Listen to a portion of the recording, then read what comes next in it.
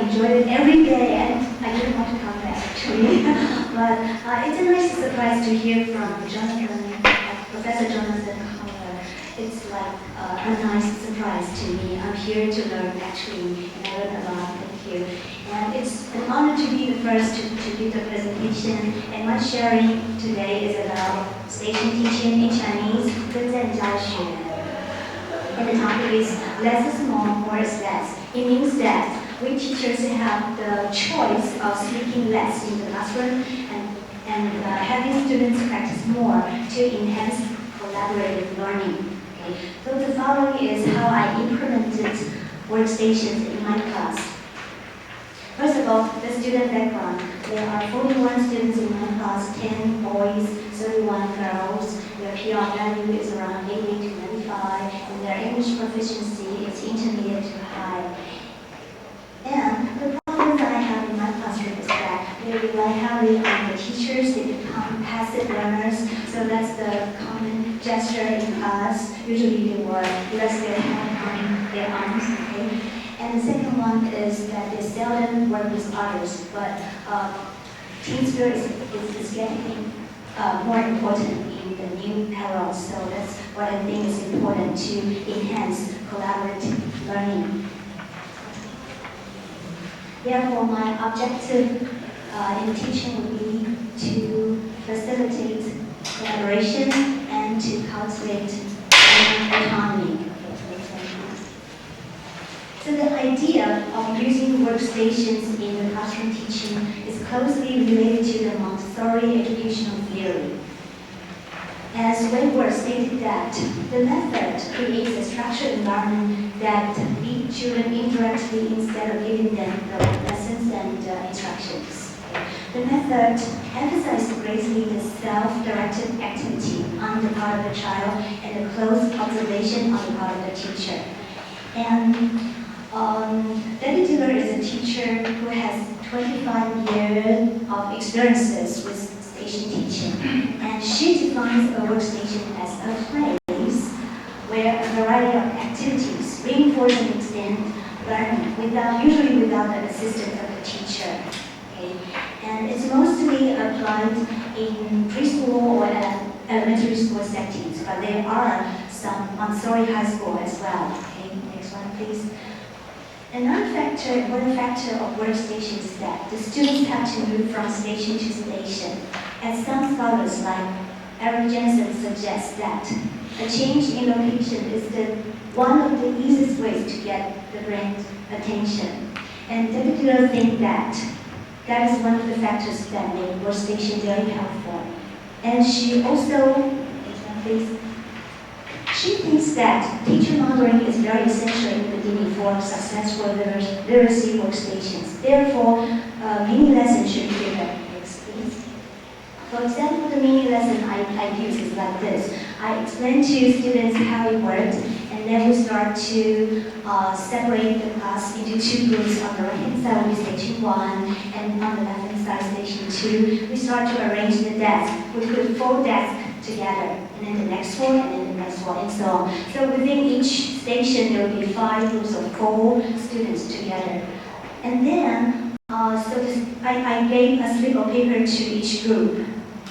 Then, the students in station 1, they start to work on task 1. And I give a different kind of slip of paper to groups. And then, students in station 2 working on task 2. After 15 minutes, I ask them to stop, and then leaving the slip of paper on the desk, and move to the other side of the classroom, that would be station 2 or station 2 to station 1. Okay? So the task is like this. Next one, please. This is a picture showing they are getting into groups, and then they are working on the tasks. Next one, please. This is for task 1. Students need to choose a group leader, and then the group leader started to read out his number to his group for them to identify. But all the numbers are represented by a word like this. It's a good practice for pronunciation. You have to pronounce it right, then your group members can get your numbers right. And then they get into groups, get into pairs to practice. Okay, this is something I learned in the UBC. Maybe some of my team members remember this. Okay. And then, in the meanwhile, I walk around the classroom to see if they understand what to do or to give some necessary help. The second part of the task is to change the words, to use the words from the lessons they are having. That will be lesson 5. And then again, they have to read out their numbers. Or you can change the group members, ask them to change, go to another place to work with different members. Otherwise, you will have the same phone number. Okay? So, and then task 2 for station 2 would be, next one please, would be to make up the dialogue. You have to keep the underlying sentences and make up the rest on your own. This is also something I learned there. So they will come up with very juicy ones. For example, this one, this is from another group in our class too. Okay. This is the mini lesson for station 2. Next one, please. So after the mini lesson, students will have a feel of how it works. Then we can move on to try different station arrangement. The easiest one would be to use 2 stations, okay, with 2 tasks. Next one, please. Or we can design 3 tasks for 6 stations with one group of students moving from 1, 2, 3, 3 to 1 or 2, 1, 3. Okay, they have to finish all these 3 tasks. With another group moving from ABCCA or BCA. Okay, and then next one, please. Or we can have 10 stations and make it into a field challenge. Field challenge in Chinese, 大地游戏. When you say these 4 words, all the students know what it is. Okay, next one, please. And the following are some examples of my experiments. For example, 2 stations for news practices. In station 1 is the right-hand corner. The students there have to work in pairs. All these students in this group will have to work in pairs and write a letter to a hero, a CNN top 10 hero. Those students in station 2 is a speaking corner. They have also to work in pairs to have a role play as a bus driver or a reporter. We can see the picture in the next slide. So the setting is in the study hall. It's a very large room where you can assign students to different corners. Okay, so this is the speaking corner. You see the heads over there, back there. That's the writing corner. Okay, next one, please. So this is the worksheet I designed for them. In the speaking corner, students have to play the role first as a bus driver. His job is to talk to his customer. They are going to talk about the Phantom of the Opera musical. We are having the lesson, so I use the lesson. And then next, they have to play the role as a reporter, interviewing the nominee. Supposedly, his partner is the nominee for the CNN Top 10 Hero. Okay, next one, please. They can refer to the facts they have investigated the previous week. Okay, they are I asked them to do some research about 5 CNN heroes. And when they're talking, they can refer to the facts. Okay, next one, please. And in the writing corner, the students again have to work in pairs. They have to write a letter to a hero that they agree on. They actually type it and send it out and get some response from the hero, so they feel they are connected to the celebrities. Okay, it's a good one. And then next one. Example 2 is to show that we can use the class hours flexibly. Okay? For example, in station 1, there was the test corner with one group of students staying in the classroom taking the test, and the other group took turns shooting a short video for the senior young blogger Malala. How many of you know Malala? Only 1 or 2, right? Okay, we wanted to show support from Taiwan. Next, please. And this is the result of our video. Can you click there? Yes, yes, thank you. Let's see the results on YouTube. Malala and Taiwan, 1, 2, 3, 4, 5, 6 groups. Okay, we take 10 minutes to shoot the video and then upload it to YouTube. We are so happy to see that Malala can leave us a message and saying thank you to Taiwan. Yes, please close the file. The next one. And the third example is designed for Halloween. Okay. There were 9 classes joining us in this activity. activity. 8 student teachers and 2 coordinators helped us with the work. It was a rainy day, so we had to change the settings into the corners of our gym and some offices. Okay? And here's the procedure. We have to tell the students you have to prepare an outfit. Some people get really excited because they want to show off with their cosplay costumes. And we have to train the station master or station host, and then about grouping and about the time limit. Okay, we have to finish the task as many as possible. Next one, please. So here is a picture showing that the host master was explaining the rules of the crossword dance to the students. They don't know, so it's a good training for them. And the next one. Again, the words are using the lessons that they were having then. And another 2 tasks, one is storytelling relay, the other one is word guessing meal. The more physically oriented, the more they like it. Okay, next one, please.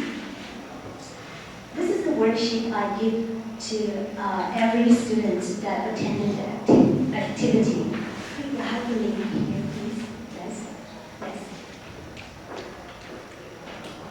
So they have to find their group members first, and then please roll down. They have to paste a picture of themselves of Halloween that day, and then they have to show team spirits and collect the stamp marks. And then next one, please. So these are the description for different kind of tasks. All these tasks are something I learned in the UBC. So it reminds me how wonderful days I had there. Okay. The next one is taboo, and then we have, let me see, detection. They love this. And the next one would be find out the names, how to say these campus offices, and then to find out how to say these names of some plants in our campus. Roll down, please. Thank you. And then next one. Okay, the bats. Okay, all the bats have different letters. They have to figure out which goes with which letters. And then combine these 10 bats, become a sentence. It's very interesting. Okay? The next one, storytelling, relaying, and then dialogue. Let's look at the dialogue. This is the one, this is the dialogue we did in UBC. It's very interesting. We have different groups, and then we make up dialogue, improvising. This one. Hey, I need to tell you something. I'm pregnant, and then you don't know who he or she is talking to. I don't believe it. You don't even have a boyfriend. Well, you don't need a boyfriend to get pregnant. And then the other one said, oh my goodness, how did I raise you? Until the very end, then we know that it is one of his parents. Okay, so they can come up with very juicy ones. It's very interesting. And then next, please. The last one is TPR. Okay, they like it very much. I shoot you. This is something I learned from my daughter. She learned that in the kindergarten. Okay, close the screen, please. Next one, please. So the first example is 3 texts about our lesson. It's about star signs and personalities. I wonder how many of you are having the lesson. Star signs, okay. So we divide the student into 6 groups and then doing 3 tasks. Move on, please. So the setting is in the library. There are many large groups of desks. So it's very convenient for station teaching. I put the task instructions on the desk. So once the students come in and choose a seat to sit down, they could start the work. Okay. And then the picture shows the students working in the library with a group, okay, in the library. Next, please. So another task is about star signs, and then this is a handout I have. These are famous people with their pictures and names and characteristics. I cut this handout into 36 pieces of paper, and then have one group to have students to match.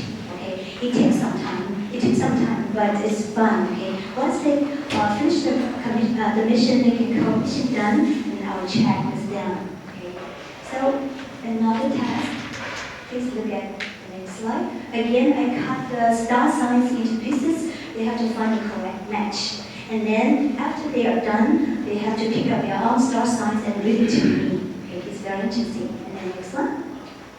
The last task is about writing. Students need to pick 5 positive traits and 1 negative trait about themselves, and then describe himself by giving examples. Next one. Example 5, we were practicing listening by doing the digital class exercise. I didn't know that we were having that in UBC until I came back and I attended a seminar. They call it a digital class. Oh, so many good things I learned there, and I didn't know it. Digital class is a good practice.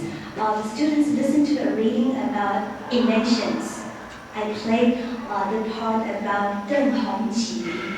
Okay, and then students need to write down the keywords and then reconstruct the paragraph in their own words. This is for listening. And in station 2, students need to put different paragraphs of the extended reading into the correct sequence. And then if they are done, I give them the answer to check. Okay? And next, please. So this is the result of our digital class practice. Okay? So first of all, they need to write down the keywords. Before they reconstruct the paragraph, they can check with their partners to see how much they miss. So they can make up some words, put it here, and then they can do the reconstruction work.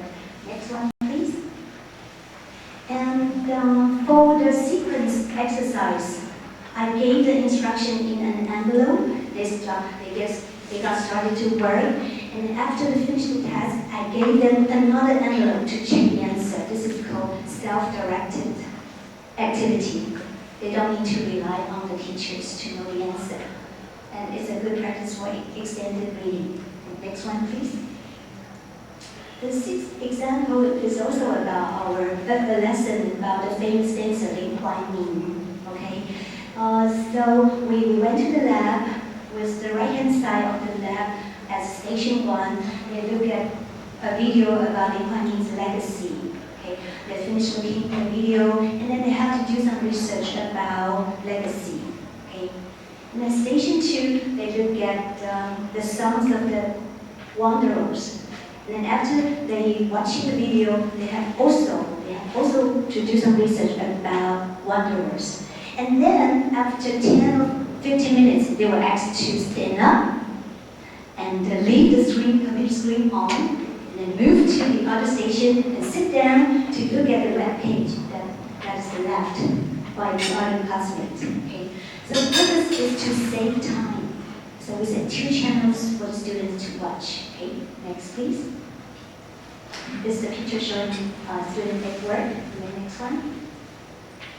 Yes, this is the worksheet I gave them. So get online, find some information about legacy, and if possible, draw some pictures. So how do you find it? Very realistic, right? They can actually do the drawing very excellently. Yes, and then next one. And the wanderers. Okay. Next one, please. So the next example shows that it's the end of the year. It's time for the students to reflect on their life. So I asked them to write down the things that they think they are doing well or they are doing badly. And in the meantime, all their classmates have to give out compliments notes to them. They can get some feedbacks from their peers. They have to paste it onto their worksheets. Looking forward means it's better for them to prepare in advance before the winter vacation started, and then schedule all the ideas they want to carry out. Okay, so this is the result. Let's have a look. Next, please. Yes. So I gave out a large sheet of many Quiz cards, blank cards, and students can choose 9 or 12 students to write to. So it's a good way to save money and eco-friendly. You don't have to spend too much money, too much paper writing cards. And after reading the letter I gave them, they would know the expectations I had from them. So they will carry out the mission. Next, please. Next, please. This is looking over, schedule all the ideas, all the plans you want to do, put in order, 5, at least 3 things for your family. Okay, it's a training for them to, to be caring and loving for your family. And then next, please. So finally, it's the time to assess whether it is worthwhile to use station teaching and how the student like it. Okay, it's a critical moment for the teachers. You have to be brave, okay, to accept the facts. This is for qualitative analysis, open-ended question. Okay, there are 5 of this. And the next one. There are 20 questions for quantitative analysis. Please click on the opening.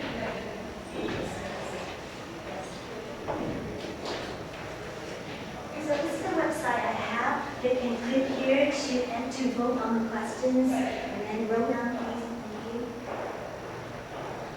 And the next page. Yes, there are 20 questions. They can choose how do they like the game or the way I conducted the class. Do one, please. And next, please. There are some results of my question like this. These are the results. As you can see, they agree that collaboration is important and they have to take the responsibility. And during the station teaching, they are constantly involved. They cannot doze off. Okay, they have to keep on working. Next, please. So these are another 4 questions and results for them. Okay. And then move on. Yes, there are 20.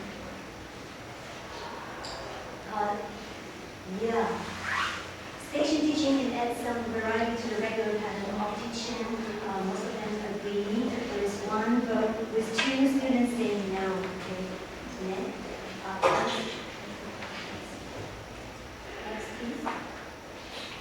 So I pick up 3 questions to see if I correspond to my objectives. The first one is, can constantly involved in working to get the test done in time? 90% or more of the students say yes, with 1 student saying no. Okay, next please. And I need to take the responsibility of learning instead of relying on others. All of them say yes. And then next please. What do you find about station teaching with 1 saying no, 99 saying yes? Okay, next one please. So from the questions and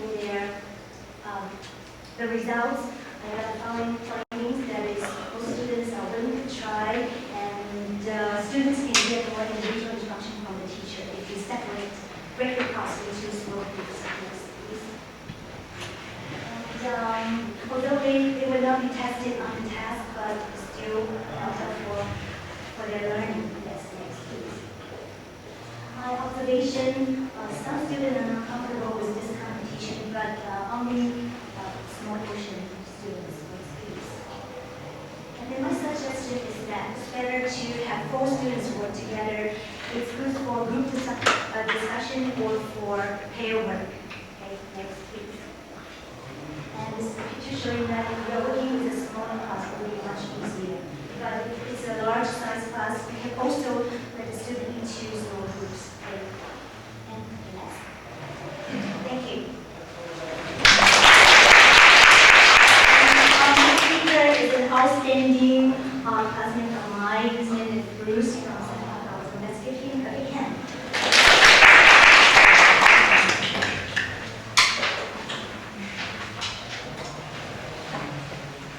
If you have any questions, you can leave them.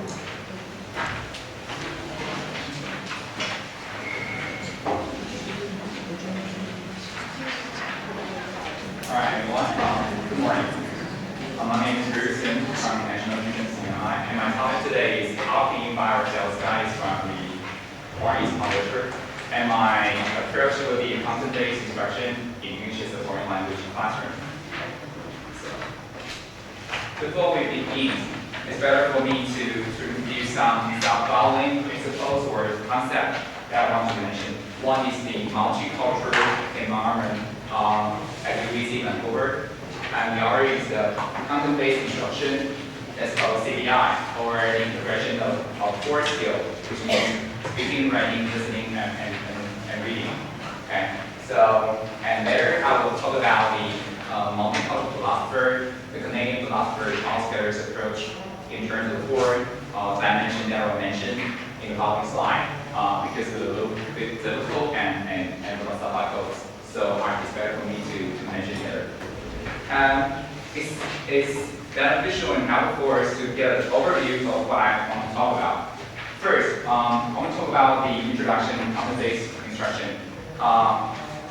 This philosophy or this approach encourages teachers to offer students a variety or comprehensive topics so that they could understand the topics that may be familiar to them or unfamiliar to them. So students are expected to use those kind of targeted language to communicate with their peers or with their teachers and instructors. So this is what I mean in terms of content-based instruction. And secondly, I'm talking about content-based instruction and UBC. As I mentioned before, there are a lot of multicultural backgrounds there in Vancouver City. So it's very helpful for the student in the language center there to get a lot of information about different cultures and diverse backgrounds. My approach would be a lesson about how can you buy ourselves guide from foreigners and publishers. So as the slide shows, let's briefly introduce content-based language teaching. In content-based language teaching, the plan in a sense is that students get 2 for 1. The 2 for 1 means the content knowledge and increased language proficiency. Okay. So as the slide shows that this is a real, that's our school visit to a private middle school in Vancouver City. And the students there participate in a forensic class. As you can see, the CSI means the crime scene investigation, and they are Canadian police officers. They are invited to tell the students some knowledge about forensics, okay, F-R-E-N-S-I-C-S, forensic, which means CSI, and also tell the students some necessary terminology or terms about CSI. So students get the content knowledge about CSI, and they can use this. They are expected to use those terminology or terms to interact with their peers. So the slide shows that the students there get very interested in a police officer because they don't really have the opportunity to talk to a police officer. Let alone the police officer can get the opportunity to teach them some real thing about CSI or forensic. So they are grouped together and they are told to use those kind of terms to do the experiments. So look at the slide. The students should listen to the lecturer so that they could use this kind of terms to do the experiment later. Okay? So that involves integration of core skills later on. Our content-based principle will be provided by Professor Dong and Raymond. There are 4 principles that I want to mention. First one is the classes should be taught by a content instructor, real language instructor in Taiwan. In Taiwan, we only just pay much attention to the language patterns. Language pattern is fine, but we can also use those language patterns to invite or to encourage our students to get more interaction with the community around them. Right. So our second principle would be content instructors should be sensitive to student language needs and ability. Sometimes we should provide them. So before we get really started at the very beginning of the semester, we should provide them a variety of and comprehensive topics. So some of the students will get interested in forensic, for example, that I mentioned there before, and for some girl students who just get interested in some subject they feel intriguing. So our topic should be very comprehensive and meet the needs of them. Okay. By doing so, we can there could be accommodation to student levels of language proficiency. They could get, because they have to use those kind of terminology to get involved in the skill integration. So students who could not be very good at writing or reading, can do the poster making process, and they feel they have the need, or they feel that they are helpful for in their group discussion and presentations. So this is what I mean to accommodate the students' level of language proficiency. Our language, or second language acquisition occurs. When does it occur? It occurs through content mastery, and our focus will be on content, really just language itself. So this is what we see in Vancouver City. There are a lot of field trips there. The language center at UBC encourages students to get involved in the communities in Vancouver City. This is the Present Week Festival in Vancouver City in July 2012.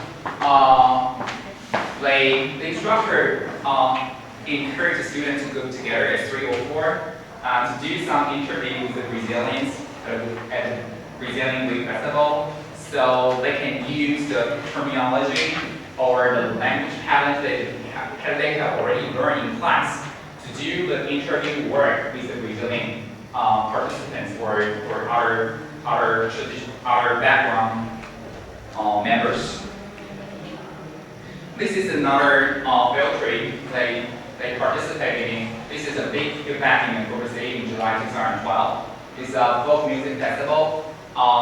In particular, the language centers ask the language assistants at UBC to accompany the students to involve themselves in the events, and they will just tell the student what the event is about, and the student will again go together 3 or 4 and do some interview with the prior knowledge they have already acquired in class, and do the field trip to the folk music festival. And after doing the interview, we will go back to the classroom and just present to their students and peers and talk about what they find in the folk music festival.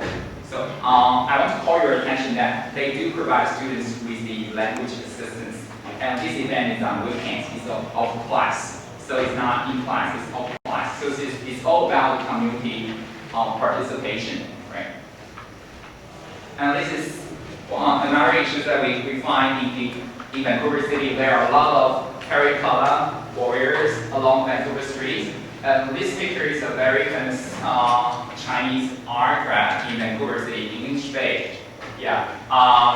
So by doing the interview or field trip again, the student can know something about Asian